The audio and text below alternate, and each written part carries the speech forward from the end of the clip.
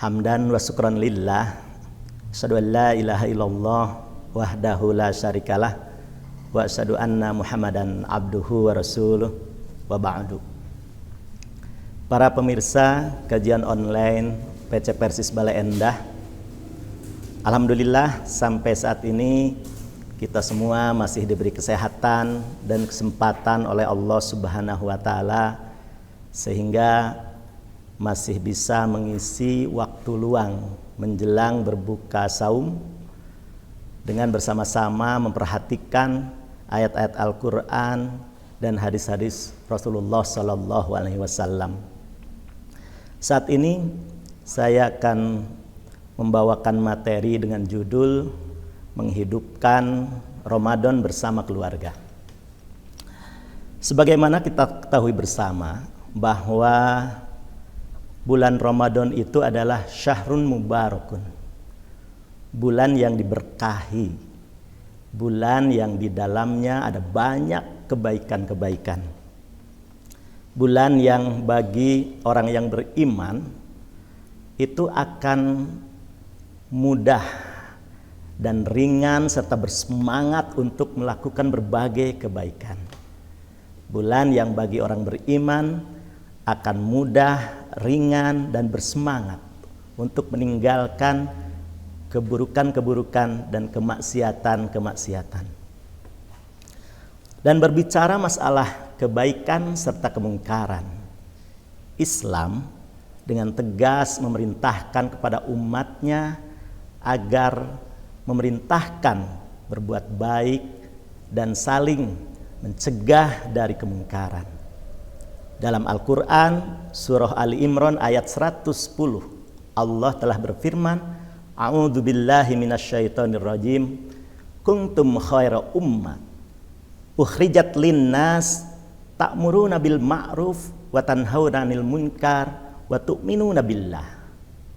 Kamu adalah umat terbaik yang dilahirkan untuk manusia, karena kamu menyuruh kepada yang ma'ruf dan mencegah dari hal yang munkar, serta kamu menyuruh untuk beriman kepada Allah. Artinya umat Islam itu disebut sebagai umat terbaik karena mereka saling memberi manfaat antara yang satu dengan yang lainnya. Antara yang satu dan yang lainnya saling memerintahkan untuk berbuat baik, mencegah dari kemungkaran, dan mengajak untuk beriman kepada Allah. Bahkan dalam Al-Quran surah Al-Tahrim ayat ke-6, Allah juga berfirman, Ya ayyuhalladzina amanu qu anfusakum wa ahlikum nar. Hai orang-orang yang beriman, peliharalah dirimu dan keluargamu dari api neraka. Dalam ayat ini Allah memerintahkan kita untuk menjaga diri kita bersama keluarga kita dari api neraka. Dan untuk menjaga diri kita dan keluarga kita dari api neraka, maka terlebih dahulu harus diri kitalah yang melakukan kebaikan-kebaikan, yang menjauhi larangan-larangan Allah sebelum kita mengajak keluarga dan orang lain. Kita ajak keluarga untuk mendirikan sholat, membayar zakat, kemudian saum, dan melakukan amal-amal kebaikan yang lainnya sesuai dengan kemampuan kita. Kita dilarang apatis, tidak peduli terhadap keluarga ataupun orang lain ketika mereka susah untuk melakukan berbagai kebaikan. Kita dilarang apatis, tidak peduli terhadap keluarga kita ketika mereka selalu melakukan kejahatan dan kemungkaran-kemungkaran. Karena ternyata kalau kita teliti lebih mendalam, bahwa kita sebagai manusia itu akan menjadi saksi antara satu manusia dengan manusia yang lainnya.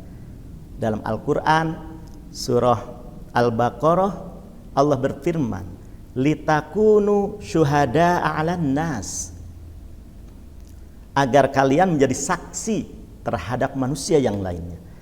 Oleh karena itu, dalam hadis Rasulullah Sallallahu Alaihi Wasallam Dengan tegas ketika kita melihat kemungkaran, maka kita tidak boleh berdiam diri.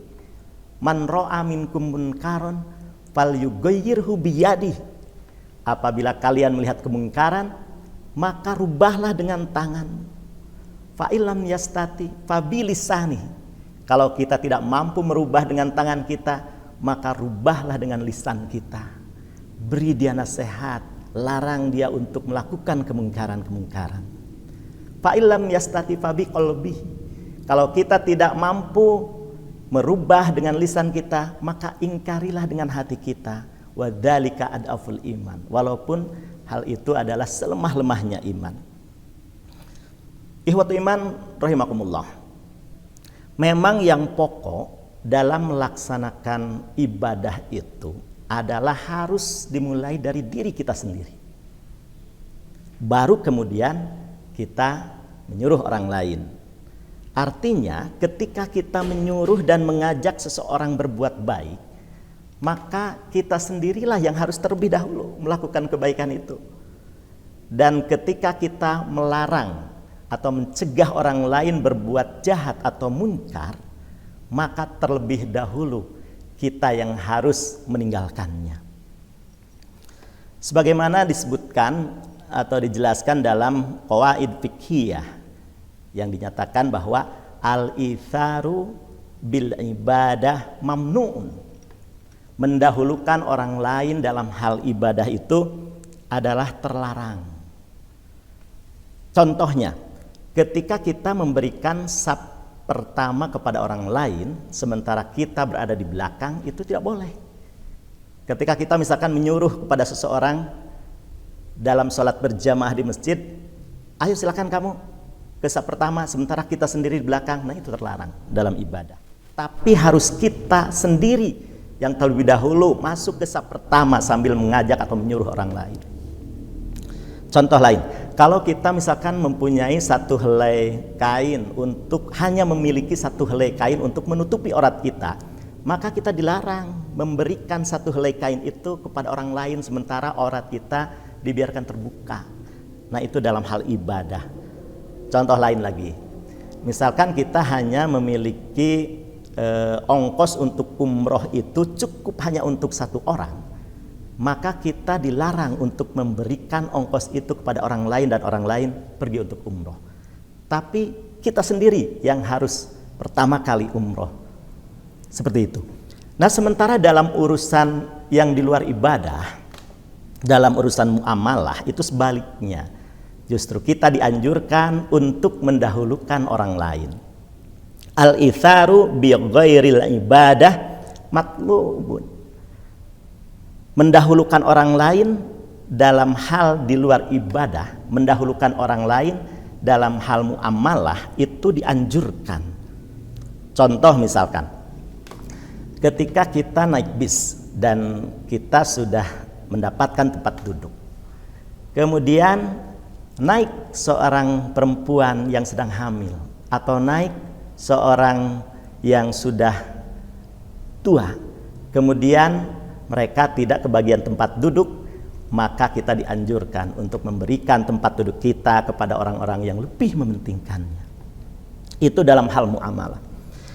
Contoh lain lagi, ketika kita sedang mengantri makan misalkan di sebuah jamuan, maka kita dianjurkan untuk lebih mementingkan orang lain dahulu untuk makan ketimbang diri kita sendiri. Atau misalkan ketika ada bantuan sosial, maka kita harus lebih mementingkan orang lain yang lebih penting, yang lebih perlu daripada diri kita sendiri. Itu dalam hal ibadah dan dalam hal muamalah.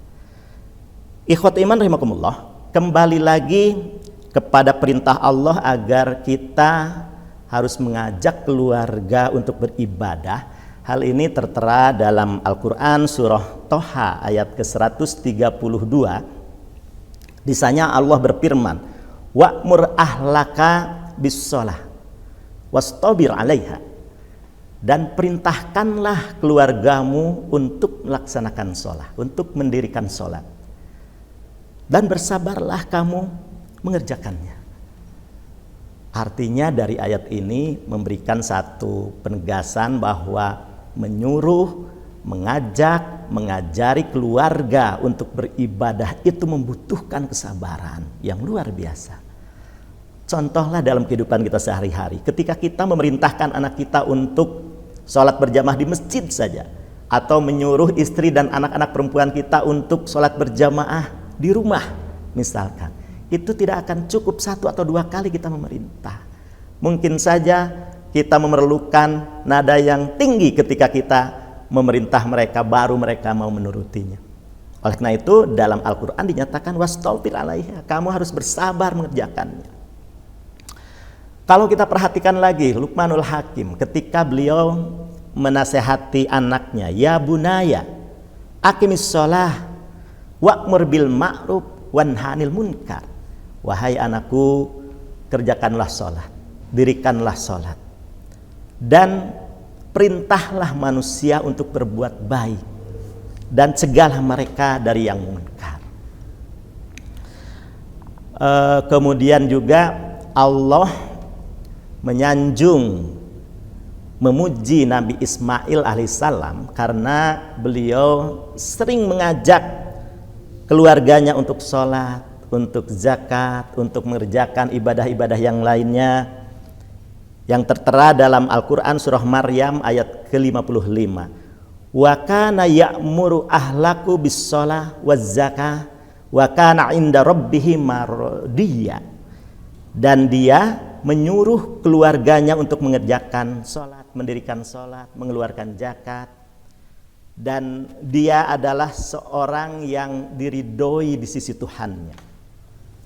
Bahkan dalam salah satu hadis yang diriwayatkan oleh Imam Abu Daud, An-Nasai, Ibnu Majah dan Ahmad, Allah Subhanahu wa taala merahmati seorang laki-laki yang bangun di tengah malam, kemudian dia melakukan sholat dan membangunkan istrinya, sampai-sampai ketika istrinya susah untuk dibangunkan, kemudian dia memercikkan air kepada wajah istrinya. Begitu pun sebaliknya, Allah merahmati seorang perempuan, seorang istri yang bangun di tengah malam, kemudian melaksanakan sholat dan mengajak, membangunkan suaminya untuk sholat. Ketika suaminya susah untuk bangun, kemudian dia memercikkan air kepada wajahnya. Ikhwatu iman rahimakumullah. Rasulullah sendiri ketika memasuki 10 hari terakhir di bulan Ramadan, menurut Aisyah, bahwa yang dilakukan oleh Rasul itu syadda mi'zarahu, mengencangkan kain sarungnya, wa ahya lailahu, kemudian menghidupkan malamnya untuk beribadah, dan wa aiqadha ahlahu, kemudian membangunkan keluarganya untuk melakukan ibadah. Itu yang dilakukan oleh Rasulullah sallallahu alaihi wasallam. Oleh karena itu, ikhwatu iman rahimakumullah, di bulan Ramadan yang suci ini, yang mulia ini, marilah kita berusaha memulai dengan diri kita, kemudian mengajak keluarga kita untuk menghidupkan bulan Ramadan dengan berbagai macam ibadah. Kita ajak dan ajari mereka untuk mengerjakan saum dengan benar, kemudian melakukan sholat tarawih, bersedekah, menghadiri majelis-majelis taklim yang marak dilakukan di bulan Ramadan, kemudian melakukan amal-amal soleh yang lainnya. Dan untuk memotivasi serta menghidupkan nuansa kebersamaan di dalam keluarga, itu kita sah-sah saja bisa membuat program-program bersama keluarga kita. Contohnya kita bersama-sama di dalam keluarga itu membuat hidangan untuk berbuka saum, kemudian dibagikan kepada tetangga kita, kepada masjid, kemudian menghias rumah kita gitu. Bisa juga melakukan tadarus bersama dan membuat program-program keislaman sederhana yang dibuat untuk dilakukan oleh anggota keluarga. Karena ternyata ikhwatu iman rahimakumullah, kebersamaan dalam keluarga bukan hanya di bulan Ramadan saja. Walaupun memang ada hal-hal yang sulit, kebersamaan keluarga itu dilakukan di bulan-bulan yang lain selain di bulan Ramadan. Kalau di bulan Ramadan minimal kita bersama keluarga itu berbuka bersama, makan sahur bersama, kemudian bertarawih dan bertadarus bersama. Tapi yang paling penting ternyata justru kebersamaan ini harus kita jaga sampai nanti di surganya Allah Subhanahu wa Ta'ala. Dan itu bisa terjadi ketika seluruh anggota keluarga itu sama-sama soleh, sama-sama beriman kepada Allah Subhanahu wa Ta'ala. Dalam Al-Quran surah At-Tur ayat 21 Allah berfirman, walladzina amanu wattaba'athum dzurriyyatuhum biimanin alhaqna bihim dzurriyyatahum. Dan orang-orang yang beriman beserta anak cucu mereka yang mengikuti mereka dalam keimanannya, maka kata Allah, kami akan pertemukan mereka, kami akan kumpulkan mereka kelak di surganya Allah. Ikhwatul iman rahimakumullah, mudah-mudahan momen Ramadan ini bisa kita pergunakan untuk menghidupkan bulan Ramadan ini bersama keluarga, sehingga kebersamaan di bulan Ramadan ini akan membawa kebersamaan kita kelak di akhirat, bersama-sama berkumpul dengan keluarga di surganya Allah Subhanahu wa Ta'ala. Itu saja mungkin yang bisa saya sampaikan pada kesempatan ini. Mudah-mudahan ada guna dan manfaatnya bagi kita semua. Aqulu qouli hadza wa astaghfirullah li wa lakum. Wassalamualaikum warahmatullahi wabarakatuh.